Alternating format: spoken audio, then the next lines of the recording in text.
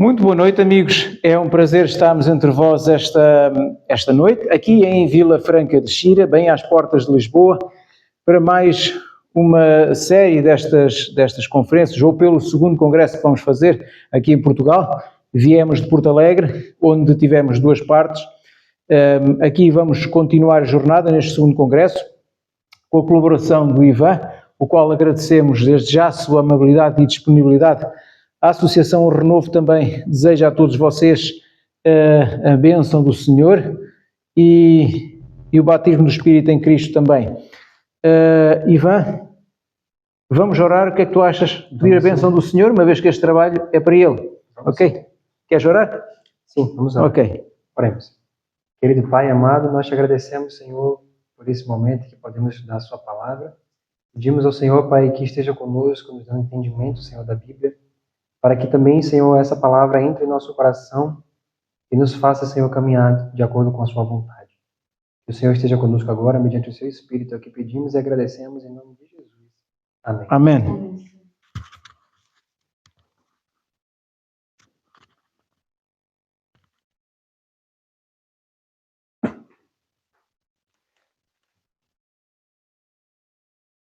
Boa noite a todos.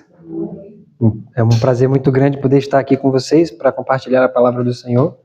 Meu nome é Ivan Lopes, eu vim lá do Brasil, de um ministério chamado Recanto Vida na Serra. É um ministério, também é um centro de vida saudável lá no Brasil, onde nós temos como alvo, o levar a mensagem da justiça de Cristo para todo o mundo. E é um privilégio muito grande poder estar aqui com vocês.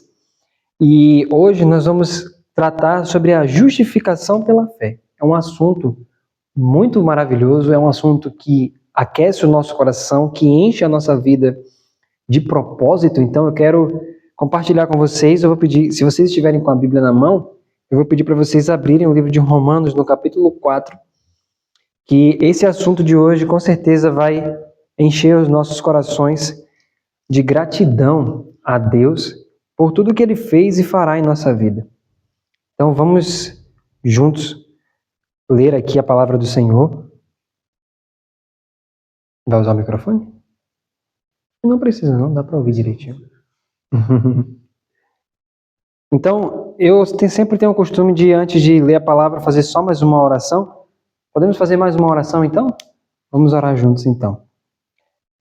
Querido Deus, nós te agradecemos mais uma vez pela tua palavra estar aberta e lhe pedimos que o Espírito Santo, Pai, possa encher nosso coração com essa palavra e que o Senhor fale poderosamente aos nossos corações. Muito obrigado por tudo, meu Deus, em nome de Jesus. Amém. Vamos então ler Romanos capítulo 4 e vamos entender alguns detalhes do que está escrito aqui logo no início. Vamos ler juntos então, Romanos capítulo 4, versos 1 até o verso 5. Diz assim: Que diremos, pois, ter alcançado Abraão, nosso pai segundo a carne? Porque se Abraão foi justificado pelas obras, tem de que se gloriar, mas não diante de Deus. Pois que diz a Escritura? Creu Abraão em Deus, e isso lhe foi imputado como justiça. Ora, àquele que faz qualquer obra, não lhe é imputado o galardão segundo a graça, mas segundo a dívida. Vamos ler só até esses primeiros versos para a gente entender o seguinte. Veja só, muitas vezes quando a gente olha para a história dos homens da Bíblia, a gente vê, por exemplo, grandes homens, como Abraão, Isaac, Jacó, Davi e tantos outros na Bíblia. E muitas vezes a gente olha para a vida desses homens e a gente diz assim, uau, como Elias, Eliseu e outros, a gente olha e diz assim, mas eu nunca vou ser como esses homens. Esses homens eram diferenciados. Esses homens, eles tinham algo a mais que eu não tenho e muitas pessoas que eu conheço também não têm. A fé que esses homens tiveram não tem como eu ter. Talvez foi um momento específico da história da Terra que esses homens tiveram essa fé, mas hoje é muito difícil e também tudo mudou e eu acredito que hoje em dia não tem mais como a gente viver essas coisas que a Bíblia fala. Então a gente costuma olhar, por exemplo, para Abraão e ver as histórias de Abraão e dizer, Abraão foi muito privilegiado, mas talvez Deus não faria as mesmas coisas que ele fez com Abraão. Talvez Deus não faria comigo, porque Deus escolheu Abraão para um propósito específico. E muitas vezes a gente olha para essas histórias da Bíblia e a gente pensa, olha, realmente é muito bonito tudo isso aqui, mas a gente olha para essas histórias e pensa, bem, é bonito de se ler, é bonito de se ouvir, mas não tem como viver essas coisas. Então, por isso que muitas vezes as pessoas olham para a Bíblia como apenas um livro de histórias. Que a pessoa ouve aquela história, acha bonito e muitas vezes tenta apenas tirar lições daquelas histórias para aplicar em sua vida diária. Mas o que nós vamos começar a enxergar é que todas as histórias bíblicas nunca foram sobre homens grandes, mas sim sobre um Deus grande que atuava em homens pequenos. Então nós vamos ler isso aqui para que a gente possa compreender. Veja só, no verso 1, olha novamente o verso 1. Ele vai dizer assim, ó, que diremos, pois, ter alcançado Abraão, nosso pai, segundo a carne? Porque se Abraão foi justificado pelas obras, tem de que se gloriar, mas não diante de Deus. O que ele está dizendo aqui? Ele está dizendo assim, ó, Abraão, será que a gente pode dizer que Abraão conseguiu o que ele fez, aquelas histórias de Abraão, tudo o que aconteceu com ele, será que ele fez isso por obras? Ou seja, será que ele era tão bom que Deus disse assim, não, eu tenho que abençoar Abraão, porque Abraão é uma pessoa muito boa, Abraão é uma pessoa diferente, Abraão é uma pessoa honesta, justa? Olha o que a Bíblia está dizendo. Ora, se fosse por obras, se Deus justificou Abraão e tratou Abraão daquela maneira por causa das obras de Abraão, Abraão teria de que se gloriar e dizer, tá vendo, gente, eu sou diferente, eu sou bom e Deus me trata dessa forma porque eu sou uma pessoa muito boa, eu sou uma pessoa honesta, sou uma pessoa justa.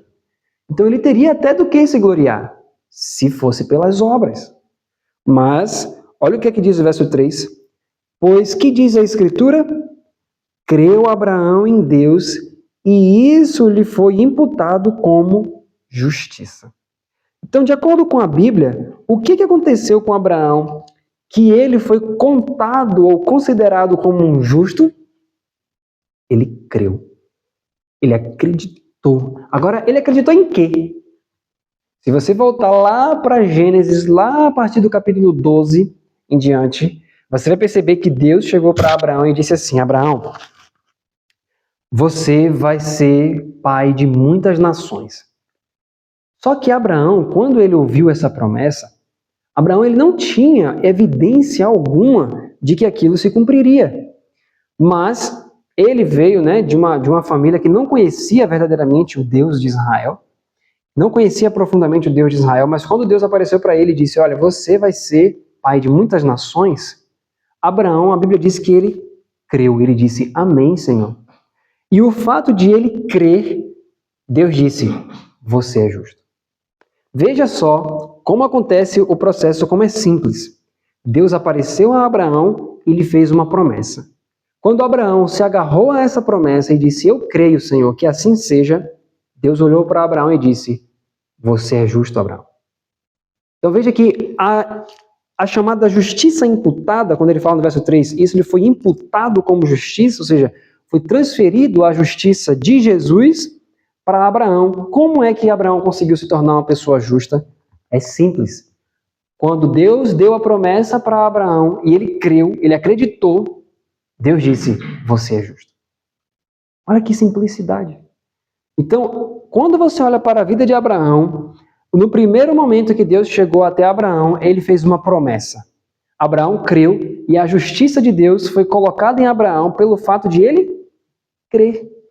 Veja que Deus não chega para Abraão e diz, Abraão, olha só, eu vi como era seu pai, as coisas que ele fez, tenho olhado sua vida também, e é o seguinte, olha, você vai ter que fazer isso, isso, isso, isso e isso, e depois que você fizer todas essas coisas que eu disser para você, aí você vai se tornar uma pessoa justa. Foi isso que Deus fez com Abraão? Não. O que foi que Deus fez com Abraão? Ele disse, você vai ser pai de muitas nações. Estou te prometendo isso. Abraão disse, sério? É. E Deus disse, você é justo, Abraão. Você é justo porque creu na palavra de Deus. E Deus foi lá e computou aquilo como justiça para Abraão. Então veja que, na lógica do céu, veja como é que acontece na vida de uma pessoa. Nós vamos falar mais sobre isso aqui, mas veja só. A lógica do céu, a lógica celestial é, primeiro, Deus traz a promessa, você crê na promessa e Deus justifica você. Ele conta a justiça para você. O que significa receber a justiça de Deus? Significa que quando você tem pecados que estão lá registrados no céu, quando você recebe a promessa da justiça de Deus, todos os seus pecados, a gente vai ver isso na Bíblia, todos os seus pecados são perdoados. Tudo que você fez na sua vida de transgressão da lei de Deus, de errado, até ali, aquele momento em que você começou a crer, Deus apaga tudo aquilo. E a Bíblia fala que ele não só apaga, mas ele lança nas profundezas do mar esses pecados. Então, a primeira coisa que Deus fez com Abraão foi: Abraão, eu te dou uma promessa. Você crê? Abraão creu. Deus aí disse: então você é justo. Então, agora que Abraão veio e creu na promessa, e a partir daí ele se tornou justo, Deus agora começou a operar no coração de Abraão. E a partir de então, ele começou a viver uma vida justa. Então veja que primeiro Deus imputa a justiça, ou seja, ele coloca a justiça sobre você, ele perdoa todos os seus pecados, e a partir daí então, ele começa a transformar seu coração para você viver de acordo com toda a vontade de Deus, de acordo com a palavra de Deus. Qual é o grande problema do ser humano em todas as eras? Os seres humanos sempre tentaram alcançar Deus. Quando que isso começou? Começou lá desde Gênesis, quando Deus disse: eu vou pôr o meu arco sobre as nuvens. Não vai vir mais dilúvio sobre a terra. O que é que os homens disseram? Não. Nós não vamos acreditar nessa palavra. Nós vamos fazer do nosso jeito. Nós vamos alcançar o céu com as nossas próprias obras. Então eles tentaram fazer um edifício, né, que chegasse até o céu, porque eles não acreditaram na palavra de Deus. Então, o homem, desde o passado, sempre tentou alcançar Deus, chegar no nível de Deus. Então, as pessoas muitas vezes pensam que por fazerem boas obras vão ganhar o favor de Deus, mas isso não é verdade. Não tem como eu ganhar o favor de Deus porque eu ajudei o meu próximo, porque eu fiz uma boa ação. A Bíblia diz que as nossas justiças são como trapos imundos. Então, Deus ele não pode simplesmente colocar você no céu porque você fez uma boa ação, porque uma boa ação não anula algum pecado. Então, por isso que, para você se tornar uma pessoa justa, primeiro nós vamos ver aqui, ainda no capítulo 4, que Deus precisa declarar a justiça para você, dizer: meu filho, teus pecados te são perdoados. E quando você recebe essa promessa e crê nessa promessa, Deus perdoa todos os seus pecados. E a partir daí, ele vai começar a operar uma mudança, assim como ele fez com Abraão.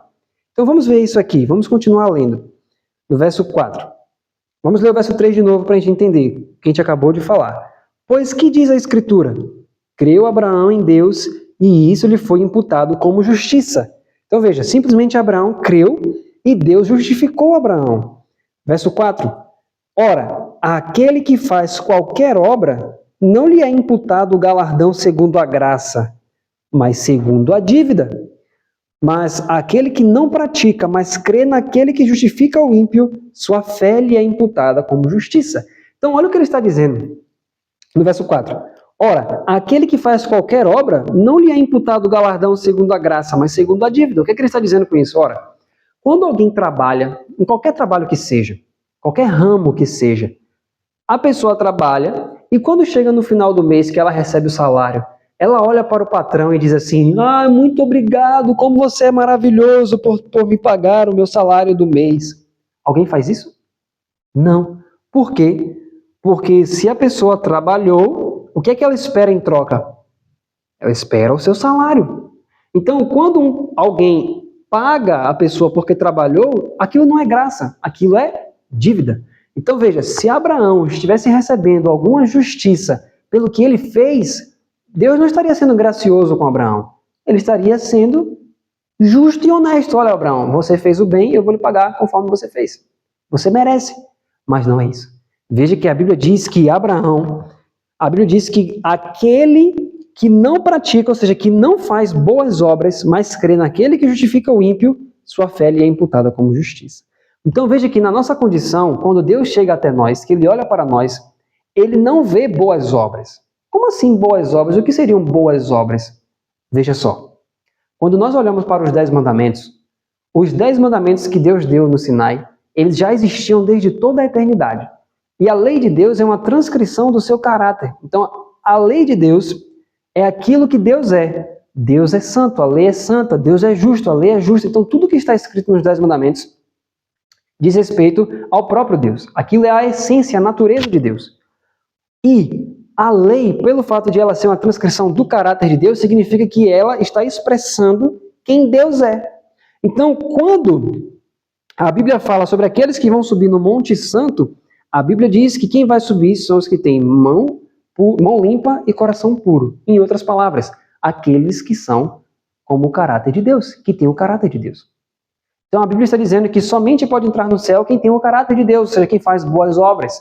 E as únicas obras, você só pode fazer boas obras se você for bom. Mas nenhum ser humano é bom. Como então um ser humano vai fazer boas obras se nenhum ser humano é bom? A Bíblia diz que não há um bom, não há um justo, nenhum sequer.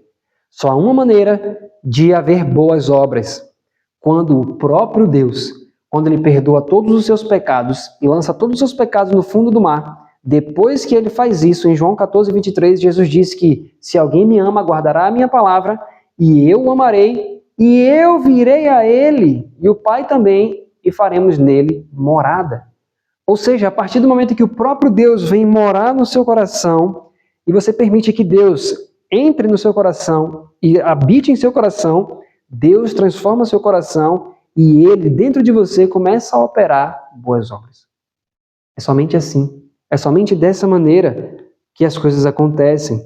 Olha só, verso 6. Assim também Davi declara, bem-aventurado o homem a quem Deus imputa a justiça sem as obras, dizendo, olha o verso 7, bem-aventurados aqueles cujas maldades são perdoadas e cujos pecados são cobertos. Bem-aventurado o homem a quem o Senhor não imputa o pecado.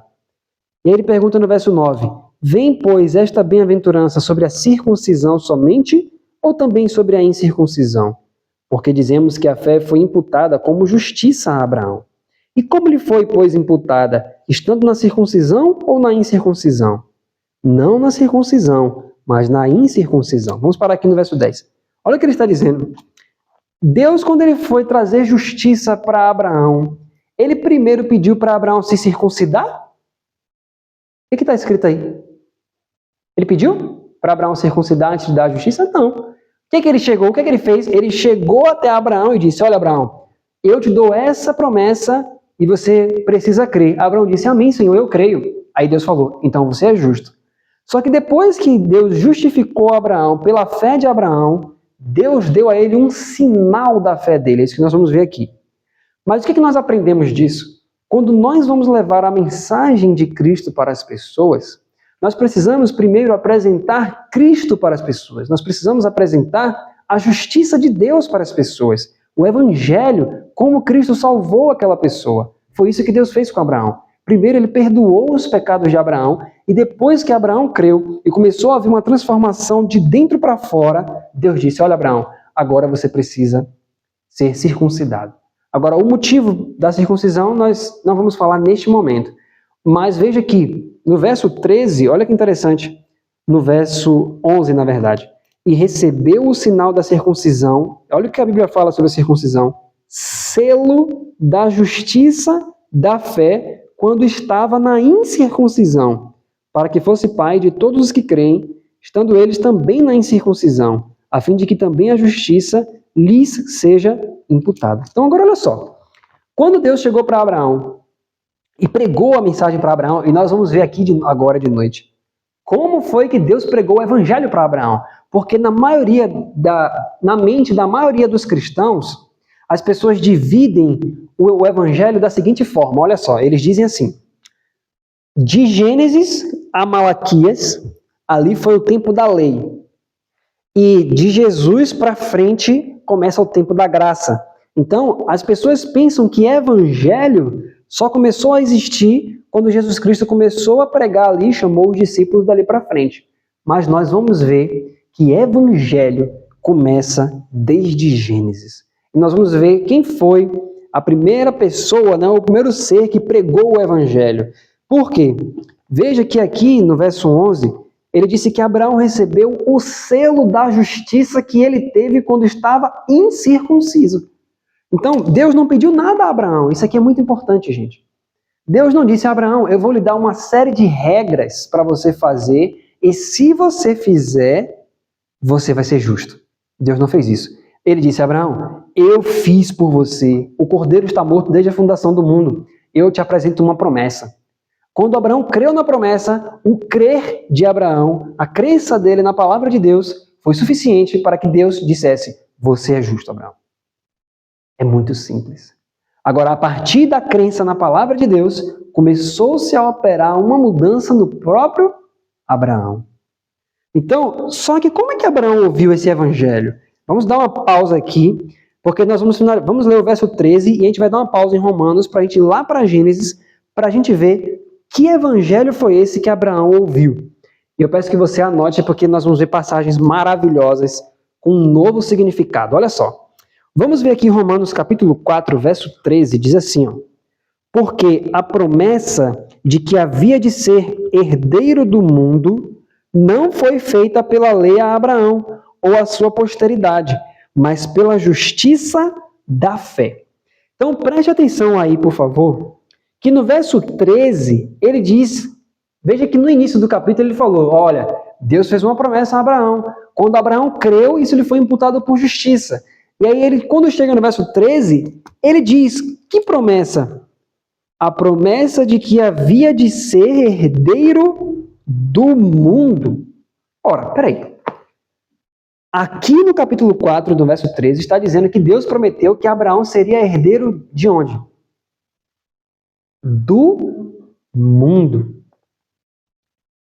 Mas onde é que está escrito isso na Bíblia? Eu nunca vi isso. Onde é que está escrito que Abraão seria herdeiro do mundo?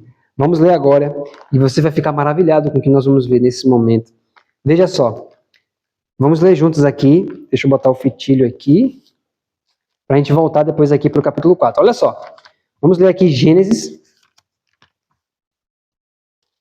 Vamos ler juntos para vocês perceberem junto comigo. Gênesis, capítulo 12.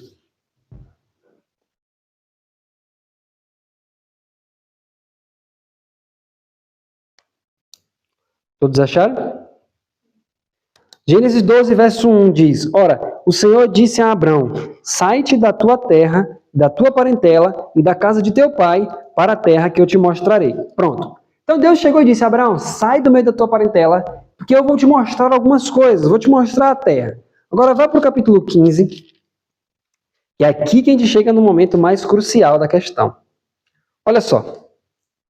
Verso 5, capítulo 15, verso 5. Eu vou pedir que vocês até anotem, porque nós vamos ver de uma nova forma esse Gênesis. Nós vamos ver o Evangelho em Gênesis. Isso é especial. Olha só, Gênesis 15, no verso 5. Então o levou fora e disse, olha agora para os céus e conta as estrelas, se as podes contar. E disse-lhe, assim será a tua descendência. E creu ele no Senhor e imputou-lhe isto por justiça. Então veja, Deus prometeu, você vai ter uma grande descendência. Abraão creu, Deus aí imputou a justiça a Abraão.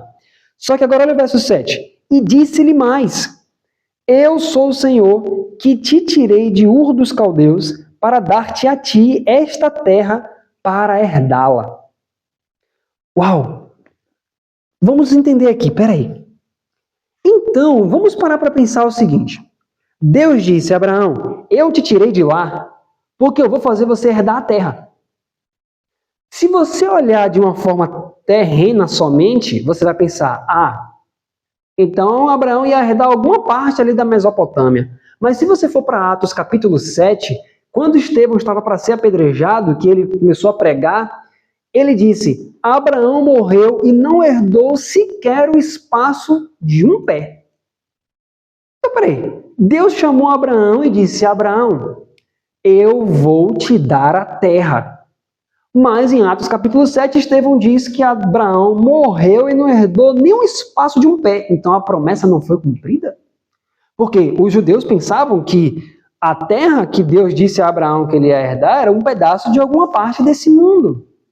Porém, quando você começa a analisar agora com a ótica do Evangelho, o que terra é essa que ele está prometendo para Abraão? Já foi dito em Romanos capítulo 4. Não é terra um pedaço de terra, é toda a terra, o mundo inteiro.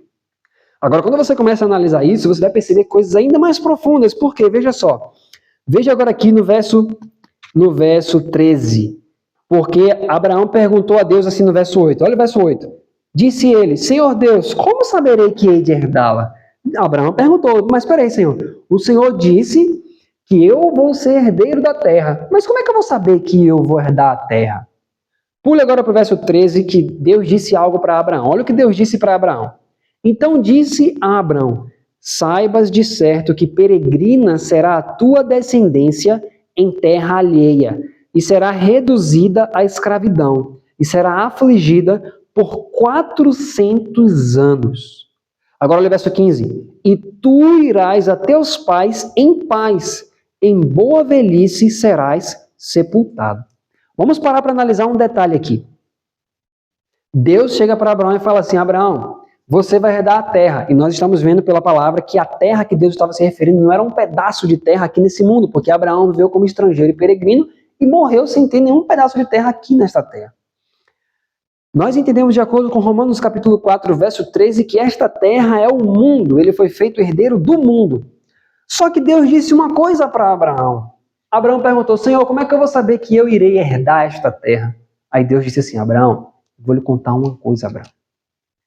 Seus descendentes, antes de você herdar essa promessa, ainda irão ser peregrinos e escravos em uma terra durante 400 anos. Depois você vai herdar essa promessa. Agora, peraí. Imagine-se que você é Abraão e Deus olha para você e diz assim, ó, eu vou cumprir minha promessa para você. Mas saiba de uma coisa, daqui a 400 anos ainda, os seus descendentes vão passar 400 anos como escravos em outro lugar. Depois que eles voltarem, vai chegar o momento que você vai herdar a promessa. Pergunta, Abraão estaria vivo depois de 400 anos? Não. Então, olhe só um detalhe. Quando nós falamos de evangelho, por exemplo, eu tenho que pregar o evangelho. Quando você fala pregar o evangelho, você está dizendo que vai pregar o que para as pessoas?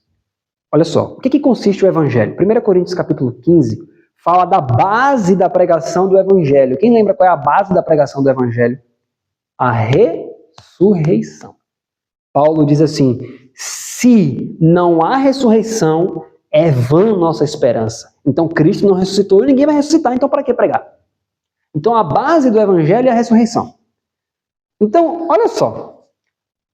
Quando nós falamos em evangelho, 1 Coríntios 15 diz que se você não prega a ressurreição dentre os mortos, você não está pregando o evangelho, porque o evangelho, a base dele é de que os mortos ressuscitam e aqueles que morreram vão ressuscitar para viver eternamente com Jesus Cristo. Então, primeiro ponto, quando nós pregamos o evangelho, o que deve ser pregado para as pessoas? Ressurreição deve ser pregada? Sim. O que mais? Quando você fala da ressurreição, logo depois que as pessoas ressuscitarem, o que vai acontecer com elas? Elas vão ressuscitar e depois elas vão viver aonde? Nesta terra para sempre. Então, vida eterna e ressurreição estão linkados, sim ou não? Então, pare para pensar. Quando você vai aqui, segura aqui em Gênesis 15 e vai lá para Gálatas capítulo 3. Vamos ler aqui rapidinho. Você vai ficar maravilhado junto comigo aqui. Gálatas capítulo 3, verso 8. Gálatas 3, verso 8. Veja o que a Bíblia vai dizer, olha só. Gálatas, capítulo 3, versículo 8, diz assim, ora, tendo a Escritura previsto que Deus havia de justificar pela fé os gentios, o que ele fez? Na minha tradução diz assim, anunciou primeiro o evangelho a Abraão, dizendo, todas as nações serão benditas em ti. Então, olha o que a Bíblia está dizendo. Que, já que as Escrituras iriam prever que Deus ia justificar pela fé os gentios, quem foi a primeira pessoa que Deus pregou o Evangelho? O que a Bíblia está dizendo aqui? Ele pré-anunciou, ou seja, pregou primeiro, falou primeiro, anunciou primeiro o Evangelho a quem? A Abraão. Aí você pode dizer, mas Deus não falou para Adão e Eva? Sim, ele falou a promessa. Mas explicar o evangelho da forma como ele é, com todas essas coisas, de forma prática ali, ele fez primeiramente para Abraão. É isso que a Bíblia está dizendo em Gálatas capítulo 3. Então, se ele pré-anunciou esse evangelho para Abraão, então significa que esse mesmo evangelho que nós pregamos hoje em 2024, Abraão ouviu? Sim, queridos. E é isso que nós precisamos compreender. Por quê? Deus disse a Abraão, você vai herdar a terra, só que você ainda vai você vai ter que esperar 400 anos ainda, Abraão. Mas na mente de Abraão, a primeira coisa que ia surgir é, mas espera aí, eu não vou estar vivo daqui a 400 anos. Mas, se Deus, ele não mente, se o que ele está falando é verdade e não tem como ele mentir, se eu vou estar morto, mas ele disse que eu vou herdar esta terra mesmo depois de 400 anos, qual é a única maneira de eu herdar esta terra? Ressuscitando os mortos. Então você começa a perceber como é que Deus começou a pregar para Abraão o evangelho? Porque quando Deus disse a Abraão, é certo, você vai ressuscitar. Ou, é certo, você vai herdar a terra, mas você ainda vai esperar 400 anos. Mas eu vou estar morto. Exatamente, mas você vai herdar a terra. E só tem uma forma, se depois que eu estiver morto, eu voltar a viver. Agora você entende porque em Gênesis 22, quando Deus pediu para Abraão entregar seu filho, por que Hebreus 11 fala que eles, quando foi entregar Isaac, ele sabia que Deus ressuscitava as pessoas dos mortos? Quem disse isso para ele? Como é que ele sabia disso? Se não tinha nenhum livro escrito. Quem é que tinha pregado para Abraão isso? Alguém tinha que ter falado para ele, ou ele ia saber isso do nada? Ninguém nasce sabendo que existe ressurreição. Então, como que a Bíblia fala que ele estava certo, ele estava bem certo de que ele poderia sim entregar Isaac, mas que Deus suscitaria Isaac dos mortos? Por quê? Porque ele já tinha aprendido isso. O próprio Deus ensinou isso para ele. Então veja que Abraão estava aprendendo o evangelho. Só que ele não só aprendeu que os mortos ressuscitam, ele aprendeu outra coisa. Olha só, Gênesis capítulo 17. Vamos continuar aqui para a gente entender. Gênesis capítulo 17... Verso 7. Verso 6, olha só. E te farei frutificar grandissimamente, e de ti farei nações, e reis sairão de ti. Agora olha o verso 7. E estabelecerei a minha aliança entre mim e ti, e a tua descendência depois de ti, em suas gerações, por aliança perpétua, para te ser a ti por Deus e a tua descendência depois de ti. Agora, o verso 8. E te darei a ti e a tua descendência depois de ti a terra de tuas peregrinações, toda a terra de Canaã, em perpétua possessão, e ser-lhes-ei o seu Deus. Olha só. O que significa a palavra perpétua? Eterno. Então Deus está dizendo, olha Abraão, olha que fantástico isso, gente. Deus está dizendo, olha, você vai morrer, mas você vai herdar essa terra depois que você morrer. Ou seja, você vai ressuscitar dentre os mortos. E depois que Deus pregou isso para ele, quando chega no capítulo 17, ele diz, mas quando você for herdar a terra das suas peregrinações, a terra de Canaã, Canaã celeste, nós estamos vendo isso. E como é que Abraão ia saber que era Canaã celeste? Nós vamos ver já já. Deus está dizendo, quando você for herdar Canaã, Canaã vai ser sua perpetuamente. O que é isso? Vida eterna. Então olha o que Deus estava dizendo a Abraão. Depois que os mortos ressuscitam, eles vão viver eternamente em Canaã. Vocês estão compreendendo isso? É isso que Deus está mostrando para Abraão pelo Evangelho. Agora, tem um problema aí. Deus disse que Abraão ia herdar Canaã. Só que tem um problema. Veja só. Quando Deus viu Adão e Eva pecarem, o que foi que Deus fez? Ele expulsou eles do jardim. Não foi isso? Expulsou do jardim. E por que ele expulsou Adão e Eva do jardim? Porque, veja, já havia doença, já havia morte. Se eles continuassem comendo ali do fruto para sempre, eles iam perpetuar a miséria e a morte para sempre. Só que só foi a humanidade que foi afetada pelo pecado? Não. Toda a criação foi afetada. Então hoje nós estamos vendo nós já temos animais em extinção, nós temos a terra cada vez mais, você vê que a terra está cada vez mais fraca, você vê que poluída, então você está vendo que cada vez, quanto mais o tempo passa, mais as coisas vão dificultando, porque a terra também foi afetada pelo pecado. Agora imagine, se a cada ano nós estamos vendo a degeneração da terra e a coisa está piorando, imagine isso perpetuamente. Ia chegar um momento que não ia ter o quê? Não ia ter como habitar nesta terra, porque de tanto degenerar, ia chegar um momento que ia gerar um colapso. Então, como é que Deus vai prometer uma coisa como essa para Abraão? Olha, Abraão, você vai continuar nessa terra aí, e por mais que o pecado esteja degenerando tudo, mas você vai ficar aí para sempre. Você percebe que não tem como isso acontecer? Então, alguma coisa tinha que estar envolvida aqui nessa promessa.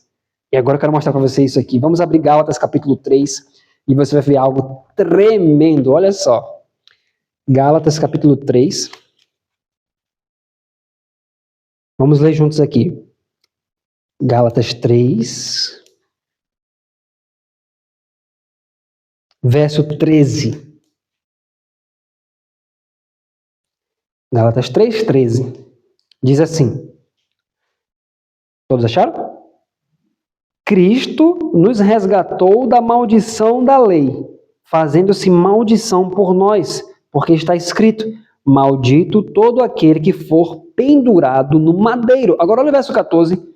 Para que a bênção de quem? De Abraão chegasse aos gentios por Jesus Cristo, e para que pela fé nós recebamos a promessa do Espírito.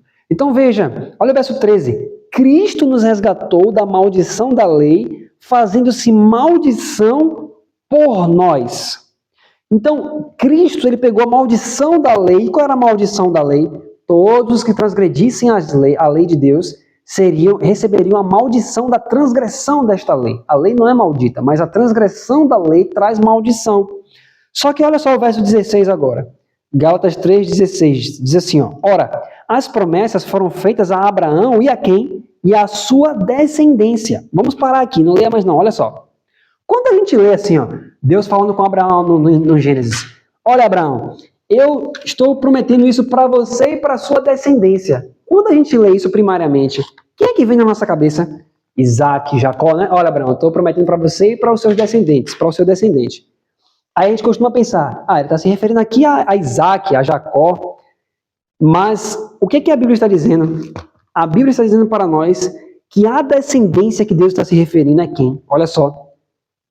Vamos ler de novo, verso 16. Ora, as promessas foram feitas a Abraão e a sua descendência. Não diz e as descendências, como falando de muitas, mas como de uma só, e a tua descendência, que é Cristo. Então olha o que a Bíblia está dizendo. Quando você lê em Gênesis, Deus dizendo, a promessa é para você e para a sua descendência. Quem é a descendência que Deus está se referindo em Gênesis? Cristo. Então, quando Deus prometeu a terra por possessão perpétua para Abraão e para a sua descendência, Deus estava se referindo a Abraão e a quem mais? A Cristo. Então você percebe que todas as promessas feitas para Abraão têm que envolver quem? Cristo. E por que essa promessa da terra tem que principalmente envolver Cristo? Por quê? Porque quando nós olhamos para a terra, nós acabamos de falar, a terra está cada vez mais se degenerando. Então não tem como o ser humano viver eternamente numa terra que se degenera a cada ano. Agora vem a grande questão. Quando nós temos dois problemas para serem resolvidos aqui. Primeiro, Deus disse, olha Abraão, você vai viver eternamente. Você vai ter a terra por possessão perpétua. Quais são os dois problemas? O primeiro problema, o homem não vive eternamente. E segundo problema, a terra não tem como viver eternamente. Nas condições atuais. Esses são os dois problemas. Então, para que essa promessa se cumpra, Deus teria que resolver dois problemas. O problema do homem e o problema da terra. Vocês conseguem perceber isso? Tem que resolver esses dois problemas. O problema do homem e o problema da terra. Como é que Deus fez isso? Aí vem a justiça de Jesus. Quando Jesus Cristo vem a este mundo e ele toma a nossa carne e vive uma vida de perfeita obediência, quando ele está no Getsemane, toda a carga de pecados da humanidade, o que foi feito ali sobre Jesus? Toda a carga de pecado da humanidade foi lançada sobre ele. Ou seja, houve uma troca. Deus olhou para Jesus e considerou como se o próprio Jesus tivesse realmente realizado todos os meus pecados. Então foi transferido para Jesus toda a carga da minha culpa. Então ele estava ali levando sobre ele, no madeiro, toda a carga dos meus erros, das minhas faltas, dos meus pecados. Então Deus removeu de mim a minha culpa e colocou toda sobre Jesus. Para quê? Para que quando Jesus morresse, meus pecados morressem junto com Jesus. Agora, não era só a carga dos meus pecados que Deus colocou sobre Jesus. Mas veja o que aconteceu quando Adão pecou. Olha só, Gênesis capítulo 2. Vamos ler juntos aqui. Gênesis 3, na verdade. Quando Deus viu a queda do homem, olha o que ele disse em relação ao que aconteceu. Verso 17.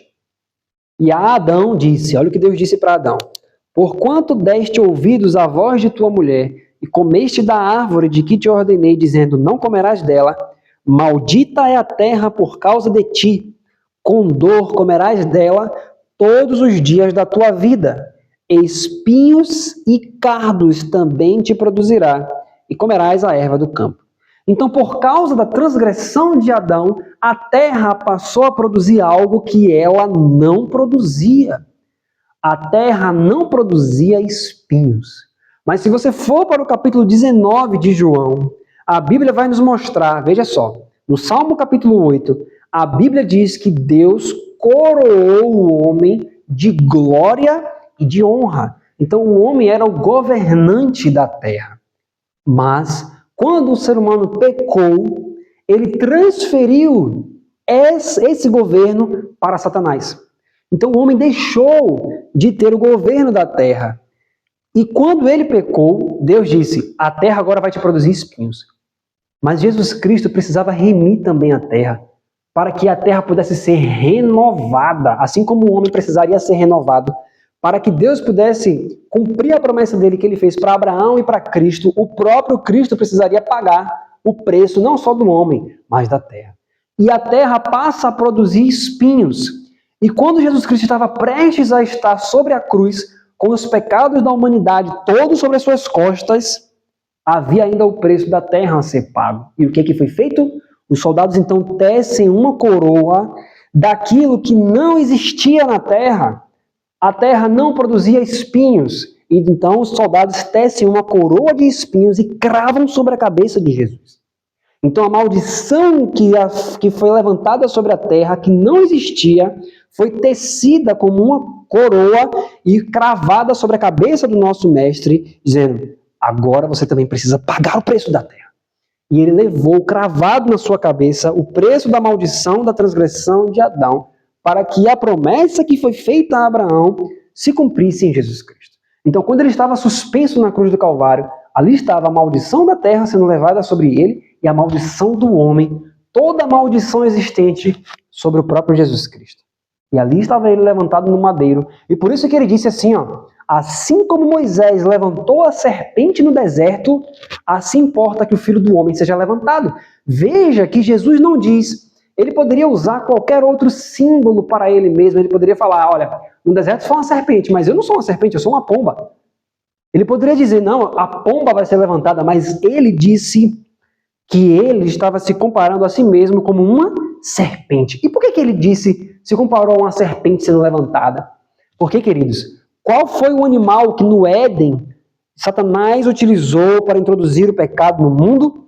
Uma serpente. E o animal que Deus mandou levantar no deserto, quando eles estavam sendo picados ali para trazer a cura, foi justamente uma serpente também. Mas por que logo uma serpente? Sabe por quê, queridos? Porque a serpente no deserto era a causa do problema. E Deus disse, eu vou pegar a causa do problema e transformarei a causa numa solução. Então, quando Jesus Cristo foi levantado na cruz do Calvário, Jesus, 2 Coríntios 5:21, fala que ele foi transformado no próprio pecado, ele foi feito pecado. Mas a partir dali, quando ele foi levantado e feito o próprio pecado, Deus condenou o pecado na carne e ao olhar para Jesus Cristo, todos nós temos esperança de vida eterna. Quando você olha para Jesus, você tem a certeza de que todos os seus pecados, quando você acredita em Jesus Cristo, Todos os seus pecados passados são perdoados, e ao manter os olhos fixos em Jesus, Jesus vai removendo diariamente todo o veneno do diabo que ele colocou em seu caráter. E ele limpa você completamente. Isso é o que o Evangelho faz na vida de um ser humano. E é isso que Jesus deseja fazer na nossa vida cada dia. Esse é o poder do Evangelho, esse é o poder da graça de nosso Deus. Então, veja só. Então, é isso que Deus estava prometendo para Abraão. Ele disse, eu estou prometendo para você, Abraão, mas eu estou falando com você e com Jesus Cristo. Porque nenhuma promessa, a Bíblia diz em 2 Coríntios 1:20, que todas quantas promessas há de Deus, todas elas em Cristo Jesus são sim e amém. Então, as promessas de Deus, elas só podem ser cumpridas se houver quem? Cristo. Cristo Jesus.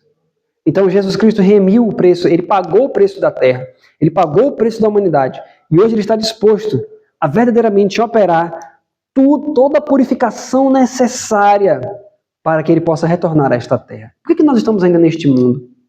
Porque para que Jesus possa retornar, ele precisa fazer algo. Vamos ler aqui em 2 Pedro, capítulo 3. Vamos ver aqui. 2 Pedro, capítulo 3.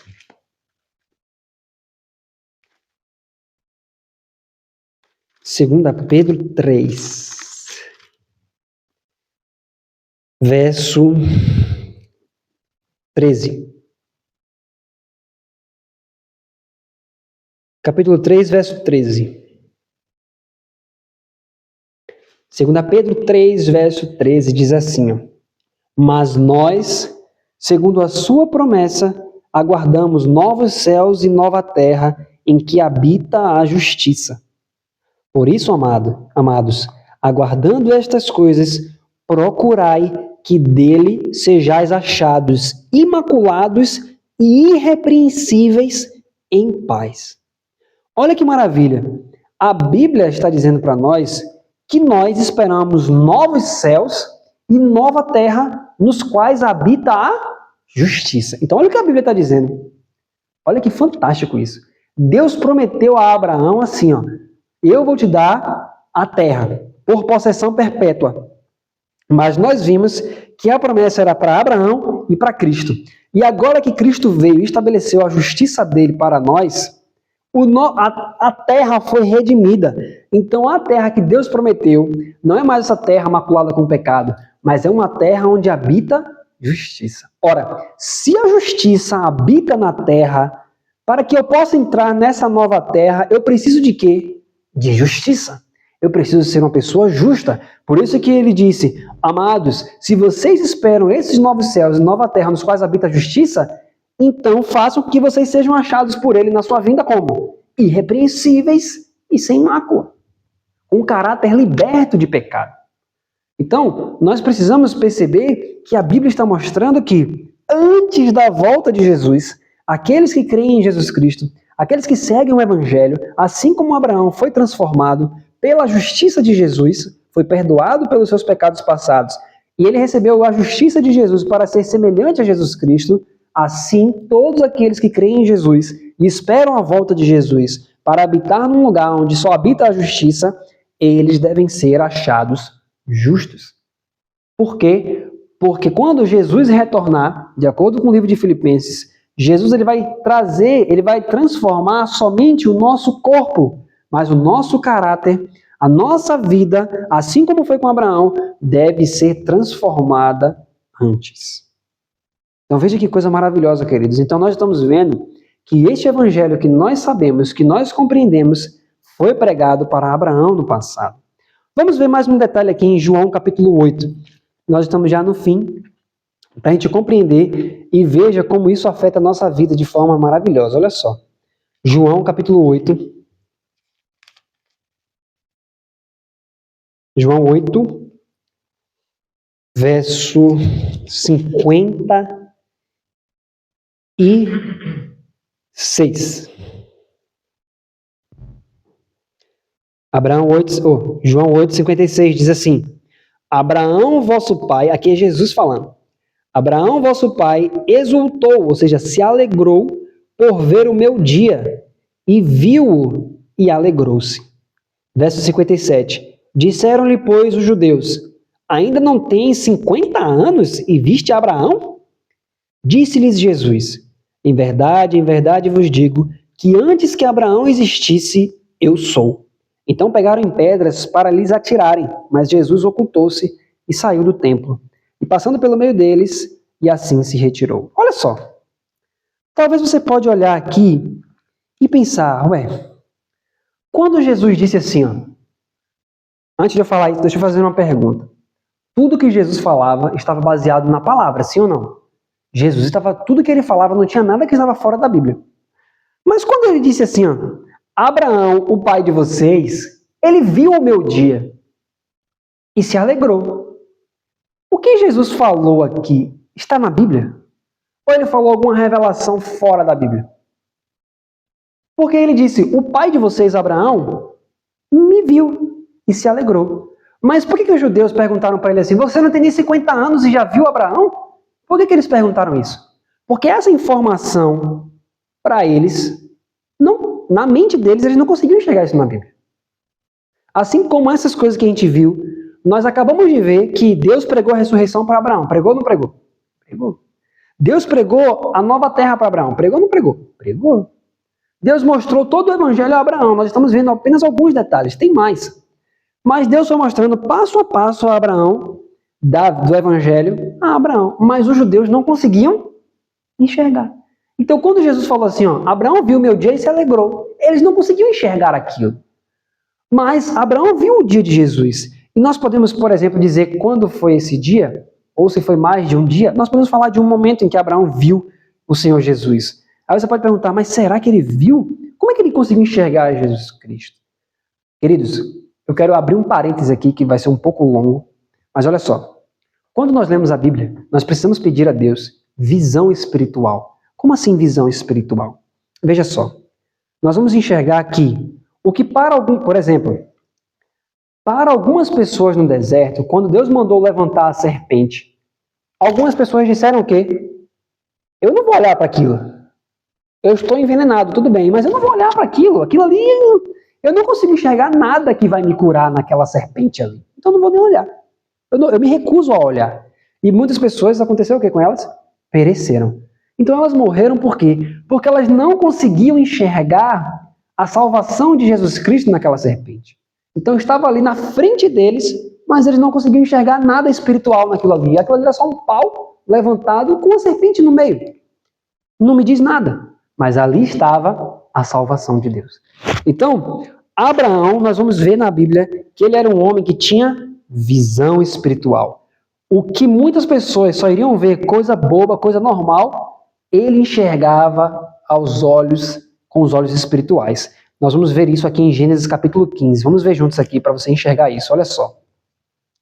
Abraão enxergava coisas que os outros não viam. Olha só. Vamos ver aqui. Gênesis capítulo 15, verso 8. Olha o que diz aqui em Gênesis 15, 8. Disse ele, Senhor Deus, como saberei que eu hei de herdá-la? Aqui é Abraão perguntando a Deus sobre a terra. Olha o que Deus disse, verso 9. Toma-me uma bezerra de 3 anos, e uma cabra de 3 anos, e um carneiro de 3 anos, uma rola e um pombinho.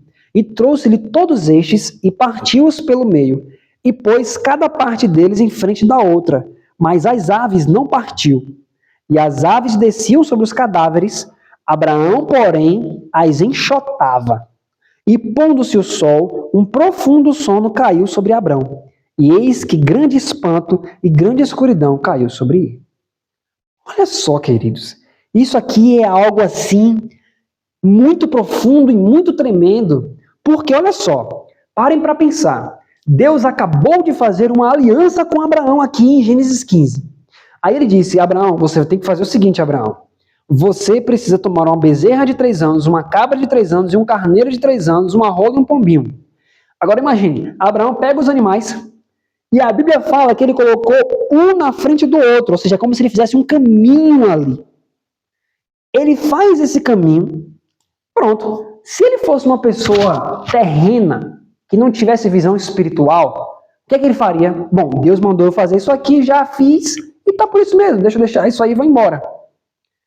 Só que Abraão reparou algo que a maioria das pessoas talvez nunca repararia. Ele percebeu que quando ele fez o sacrifício, o que havia no local? Aves rodeando o sacrifício. Ué, são só aves. Aves tem em todo lugar. Mas ele viu que as aves estavam vindo em direção ao sacrifício. E o que isso significava, queridos? Deus disse assim, ó, Abraão, eu prometi para você. Você me perguntou como é que você sabe que vai herdar a terra. Eu mandei você cortar os animais e colocar eles em fileira. Pergunta, Deus mandou Abraão fazer. Enquanto ele estava fazendo ali, se ele fosse desleixado e as aves viessem, comessem ou pegassem aquelas partes de carne e levassem, quando Deus chegasse, o que Deus pediu para que ele fizesse estaria feito? Então o que aconteceria com a aliança? Seria quebrada. Agora imagine, se a aliança fosse quebrada, pare para pensar nisso, que coisa forte. Deus prometeu e disse a Abraão, mas você tem a sua parte a ser feita na aliança. Uma aliança é feita entre duas partes, sua parte é vigiar, é fazer o que eu disse e vigiar. Mas se você não vigia e as aves levam, já era. Exato. Você lembra que Jesus, certa vez, na parábola, ele disse que quando a semente é semeada, ele disse que alguém vem e tira. Quem foi que Jesus disse que tira a semente? Se você for ler lá a parábola do semeador, Jesus fala assim, ó, que tem lugares que a semente é lançada, mas as aves do céu vêm e comem a semente e tiram. E depois ele diz que essas aves representam Satanás. Então, em Gênesis 15, o que para uma pessoa que não tem visão espiritual seria apenas aves, Abraão viu quem ali que estava tentando desfazer o conceito? O próprio Satanás. Então, Abraão tinha visão espiritual. Da mesma forma, quando você vai para Gênesis 17, olha só. Da mesma forma, queridos, nós precisamos de visão espiritual. O que para as pessoas do mundo não é nada, você que tem visão espiritual, você vai entender o que está acontecendo ali, espiritualmente falando. Veja só em Gênesis capítulo 17. Capítulo 14, na verdade. Veja só o que aconteceu, olha. Gênesis capítulo 14, verso 16. Quando Abraão volta da matança dos reis, olha o que acontece. Gênesis 14, 16. E tornou a trazer todos os seus bens, e tornou a trazer também Ló. Ele resgatou Ló, né? Seu irmão, e os seus bens, e também as mulheres e o povo. E o rei de Sodoma saiu-lhe ao encontro, depois que voltou de ferir a Quedorlaomer, e aos reis que estavam com ele, até o vale de Savé, que é o vale do rei. E Melquisedeque, rei de Salém, trouxe pão e vinho, e era este sacerdote do Deus Altíssimo, e abençoou-o e disse, bendito seja Abraão pelo Deus Altíssimo, o possuidor dos céus e da terra. E assim vai. Queridos, quando o apóstolo Paulo vai falar sobre Melquisedeque, ele é muito enfático. Ele diz, olha, nós temos muita coisa para falar sobre Melquisedeque, mas nós não podemos falar. Por quê? Aí ele diz, porque vocês se fizeram negligentes para ouvir, porque devendo já ser mestres pelo tempo, ainda necessitais de que se vos torne a ensinar os primeiros rudimentos da doutrina de Cristo. Então, Paulo diz, olha, tem muita coisa para falar sobre Melquisedeque. Ué, muita coisa, sendo que Melquisedeque só aparece aqui? Percebe? Então, na verdade, por que tem muita coisa para falar sobre Melquisedeque? E por que Abraão se submeteu a receber a bênção dele se Abraão era o patriarca? Quem abençoava as pessoas era Abraão. Abraão viu alguma coisa em Melquisedeque que ele percebeu, ele é maior do que eu. Assim como João Batista. Eu que preciso ser batizado por ti, e tu vens a mim? O que João Batista viu que os outros não viram? Para os outros era só um humilde galileu. Mas para João Batista, ele disse, eis o Cordeiro de Deus que tira o pecado do mundo. Será que Abraão viu a mesma coisa? Porque Melquisedeque, queridos, olha que coisa fantástica. Melquisedeque representava quem? Quando Abraão olhou para Melquisedeque, será que ele viu, é só mais um sacerdote qualquer? Não. A Bíblia diz que era sacerdote do Deus Altíssimo, e quando Abraão voltou da matança dos reis, que ele viu Melquisedeque, Melquisedeque trouxe pão e vinho. E ele era sacerdote do Deus Altíssimo, ele era o rei de paz. Então, quando Abraão viu ele vindo com pão e com vinho, e aqui a linguagem dá a entender que foi feito tipo uma ceia ali. Quem Abraão estava enxergando na vinda de Melquisedeque? Cristo. Ele enxergou Cristo onde poucos enxergaram Cristo. Então Jesus disse, ele viu o meu dia. Ele viu. Mas os judeus falaram, que tem a ver isso? Nada a ver isso aí. Mas queridos, pare para pensar uma coisa. Se você for estudar a Bíblia de forma mais profunda, profeticamente, eu vou só abrir esse pequeno parênteses aqui dentro. A Bíblia diz que depois de um período de perseguição na história desse mundo, o povo judeu ele rejeitaria ao Messias, e depois que ele rejeitasse, é uma profecia chamada as 2.300 tardes e manhãs. Quando Jesus Cristo subiu ao céu, a Bíblia diz que ele se tornou sacerdote segundo a ordem de quem? Quem lembra? De Melquisedeque. Pronto. Então, quando Jesus morreu e ressuscitou e subiu para ser sacerdote, e quando ele se tornou sumo sacerdote também, qual é a ordem a que Jesus faz parte enquanto sacerdote? A ordem de Melquisedeque. Então vamos prestar atenção aqui. Estamos em 2024, ok? Em 2024, qual é a ordem de sacerdócio que nós vivemos hoje? A ordem de quem? Melquisedeque. Por quê? Jesus até hoje está intercedendo pela humanidade, está ou não? Ele continua intercedendo. E a ordem que Jesus subiu para ministrar, Hebreus 5 diz, tu és sacerdote eternamente segundo a ordem de Melquisedeque. Então Jesus subiu e está hoje ministrando no santuário segundo a ordem de Melquisedeque. Agora, isso nós estamos em 2024. Volte agora no tempo. E você entra então no período de Moisés. Quando Moisés estava no deserto, que Deus disse a ele, sobe no monte que eu vou te mostrar algumas coisas. Deus mostra para Moisés o santuário. Ele viu o santuário, como era o santuário no céu, e Deus mandou ele fazer uma réplica do que ele viu lá embaixo na terra. Ele disse, faze tudo conforme o modelo que no monte se te mostrou. Então Moisés viu aquilo, Deus chama outros homens para ajudar Moisés, e ele constrói um santuário aqui na terra. A partir daí, qual é a ordem de sacerdócio que o povo de Israel começou a viver? A ordem de Arão. Preste bem atenção nisso. Em todo o período de Levítico, ali, Êxodo, Levítico, Números, a ordem de sacerdotes, você vai ver sempre a Bíblia dizendo assim, ó, eles farão segundo a ordem de Arão. Todo o sacerdócio que era feito ali era segundo a ordem de Arão.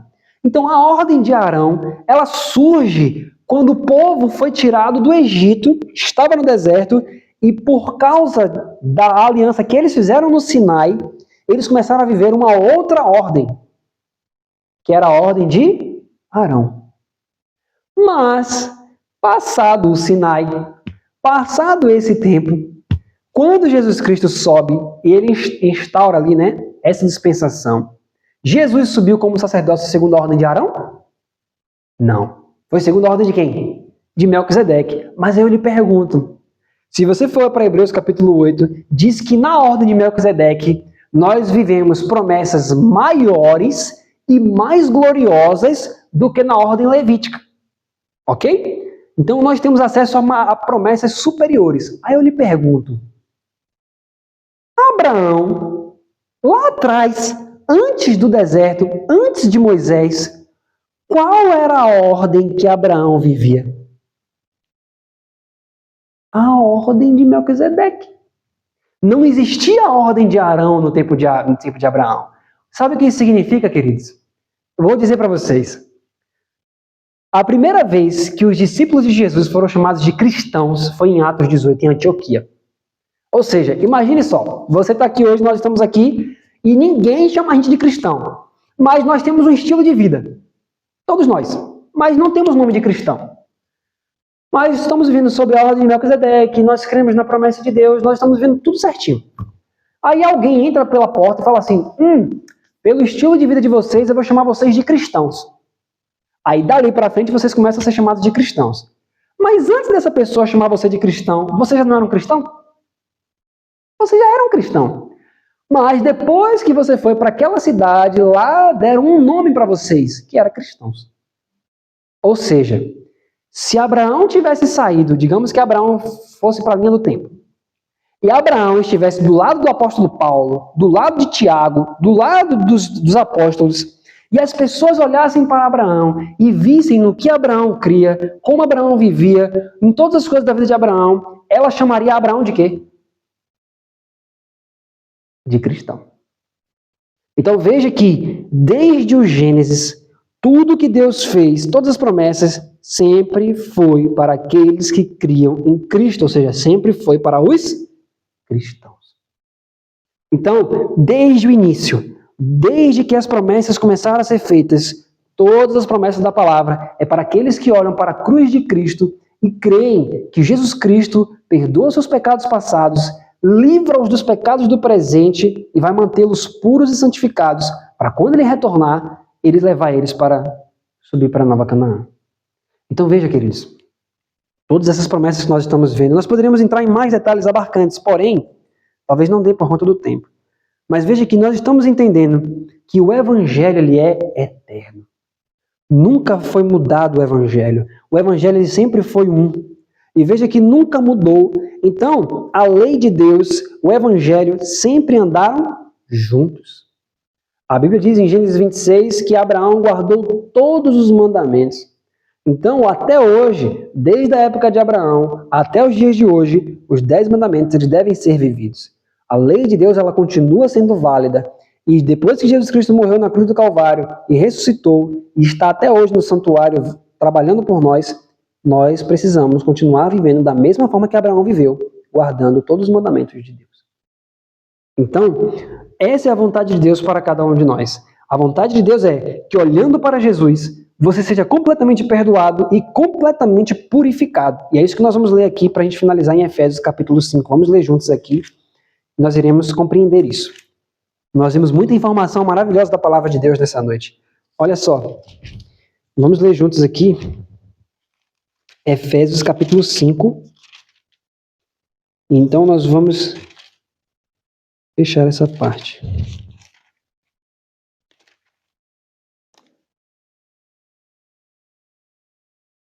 Efésios 5, verso 1 em diante. Diz assim: Sede, pois, imitadores de Deus, como filhos amados, e andai em amor, como também Cristo nos amou e se entregou a si mesmo por nós, em oferta e sacrifício a Deus, em cheiro suave.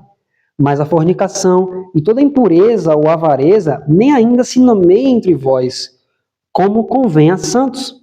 Verso 5. Porque bem sabeis isto, que nenhum fornicador, ou impuro, ou avarento, o qual é idólatra, tem herança no reino de Cristo e de Deus. Continuando, verso 6. Ninguém vos engane com palavras vãs, porque por essas coisas vem a ira de Deus sobre os filhos da desobediência. Portanto, não sejais seus companheiros, porque noutro tempo erais trevas, mas agora sois luz no Senhor. Andai como filhos da luz. Verso 9. Porque o fruto do Espírito está em toda bondade, justiça e verdade. Agora passe aí, por favor, para o verso 23. Porque o marido é a cabeça da mulher, como também Cristo é a cabeça da igreja, sendo ele próprio o salvador do corpo. De sorte que, assim como a igreja está sujeita a Cristo, assim também as mulheres sejam em tudo sujeitas a seus maridos. Aí ele diz: Vós, maridos, amai vossas mulheres, como também Cristo amou a igreja e a si mesmo se entregou por ela. Por que Cristo se entregou pela igreja? Olha o verso 26.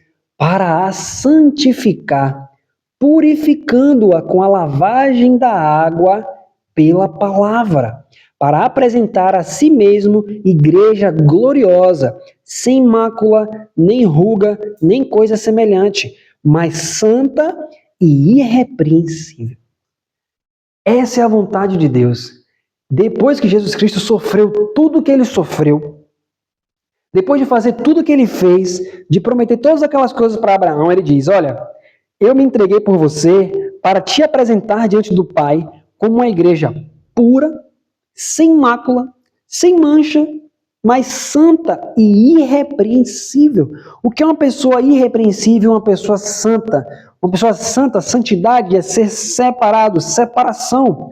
O mundo corre por um caminho, mas você está separado deste mundo, você está liberto das coisas desse mundo. Então Jesus diz, olha, eu morri por você, não só para perdoar os seus pecados passados e você continuar pecando até eu voltar, mas para perdoar os seus pecados passados e limpar você completamente pela minha palavra. Te dar um caráter puro, um caráter santo, para que você seja como eu sou. Por isso que ele diz, sede imitadores de Deus. Essa palavra imitadores aqui não é no sentido de, olha, eu vou ver como é que Deus faz e vou fazer igual. Não. É eu olhando para Jesus, eu olhar para Ele, contemplando a Ele, eu sou transformado à mesma imagem dEle. De tanto eu olhar para Jesus, de tanto eu ter comunhão com Jesus, o próprio Jesus, Ele habita em mim, entra no meu coração, e aquilo que Ele é, Ele se torna em mim. E aí se cumpre o grande mistério de Deus. Qual é o mistério de Deus que a Bíblia fala em Colossenses 27? O mistério que esteve oculto durante todas as eras agora se tornou manifesto, que é Cristo em vós, a esperança da glória. O que significa Cristo em vós?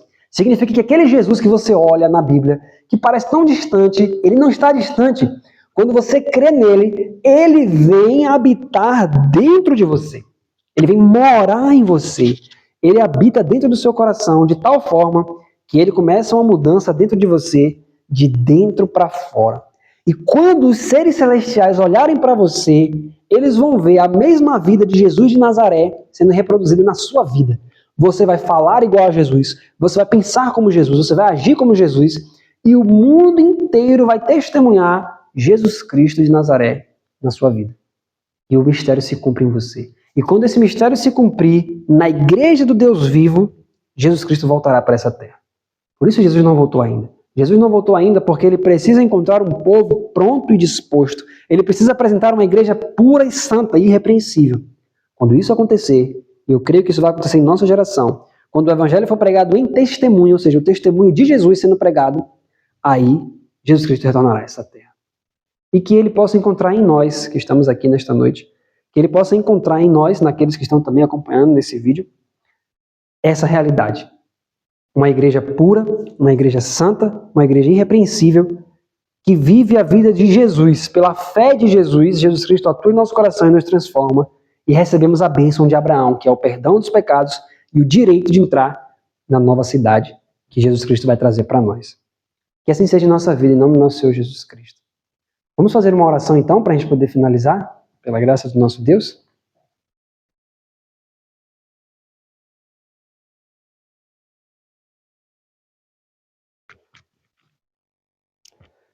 Oremos juntos. Querido Pai que está nos céus, nós te agradecemos pelo privilégio e o milagre do Evangelho que nós temos, Pai, nesse momento. Queremos te pedir, Jesus, nessa noite, perdão por todos os nossos pecados, Senhor. Nós acreditamos na sua promessa, Senhor, porque o Senhor disse: perdoarei as vossas maldades. Sua palavra diz, ainda que os vossos pecados sejam como a escarlata, eles se tornarão mais alvos do que a neve. Nós cremos nessa palavra nessa noite. E que possamos sair daqui, Senhor, desse auditório, completamente lavados e remidos no sangue do Cordeiro. Nós recebemos pela fé a promessa, assim como Abraão recebeu. E sendo justificados pela fé, que Jesus Cristo venha habitar em nós nesse momento. E operar toda a transformação necessária em nossa vida. Senhor, nós nos entregamos a Ti nesta noite. Opera em nós, Senhor, todo o Teu bom querer, Senhor. Toda a Tua virtude, tudo que há em Cristo Jesus, nós queremos que seja achado em nós também. E isso nós te pedimos e te agradecemos. Muito obrigado, Senhor. Em nome de Jesus. Amém.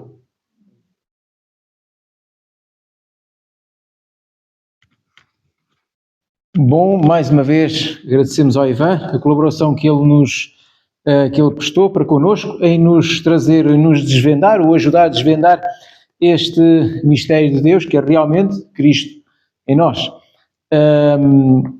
Agradecemos também a todos os presentes que estão aqui, a todas as pessoas que vieram, se juntaram a nós, colaboraram connosco também esta noite, que foram agraciadas com esta mensagem, que o Senhor vos toque o coração, que vocês agora tornem as vossas casas mais cheios de conhecimento, mais cheios do Espírito de Deus também.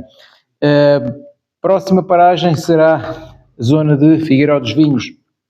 onde estaremos lá reunidos com mais convidados, com mais pessoas, com mais almas também sedentas de buscar a mensagem.